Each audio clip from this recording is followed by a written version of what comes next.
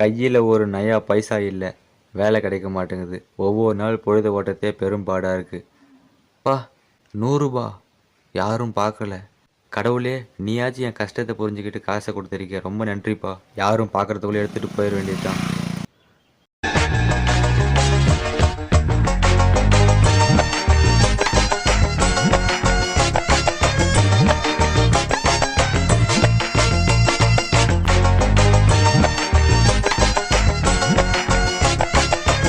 வயலே என்ன நிக்கிற, ஓரமா போடா. இதோ போறேண்ணா, நீங்க போங்கண்ணா.